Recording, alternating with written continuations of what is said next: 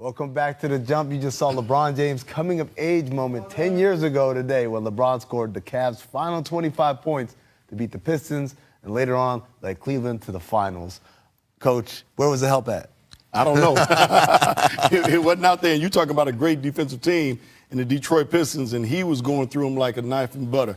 And you know what? When you get beat that fast, and Scotty know this, when you get beat off the dribble as quick as he was beating guys, help can't get there fast enough. You got to keep him in front of you for at least a couple of dribbles and make him go a little left to right. But straight line, he was just getting there on him. And I like LeBron when he was at that size. He had more speed, still was a powerful player, but he was able to get to the basket. Now he plays more of that power forward kind of game, and he just looks a little bigger, but he was pretty quick on those plays. Explosion there is just... That's called age. That wasn't a choice?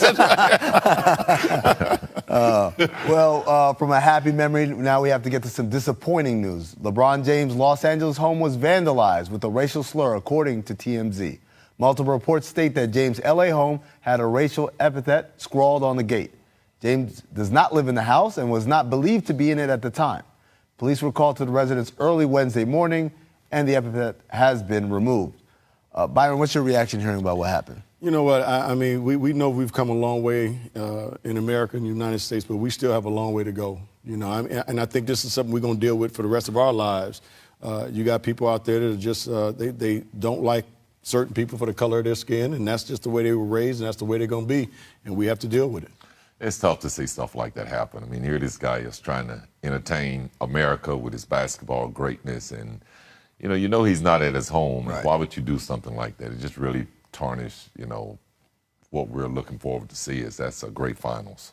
Shouldn't happen to anybody's home. Right, no, absolutely. Absolutely. Hey, coming back to our distant replay, Vegas listed the Cavs as underdogs in the 2007 finals, just as they do this year. In fact, it's the sixth time and fourth consecutive time in 8 finals appearances that LeBron's team is the underdog. Coach, does this at all change how you view LeBron James' finals legacy? For me, not one thing changes my view of LeBron. First of all, to get there 8 times in a row is an unbelievable feat within itself.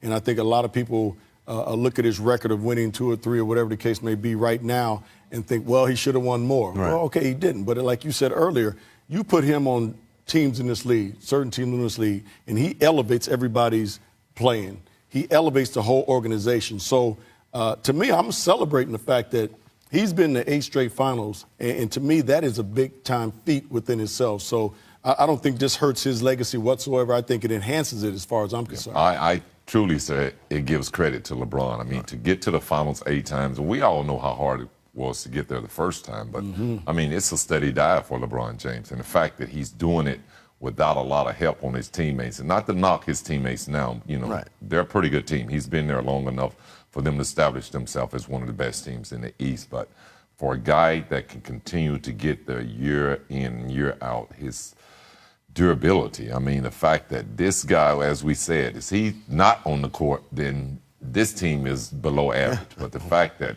LeBron James is such a game changer, and what he's been able to do, staying healthy, keeping his team in the finals year in and year out, wherever he goes, it's a huge credit to him. Well, one guy who knows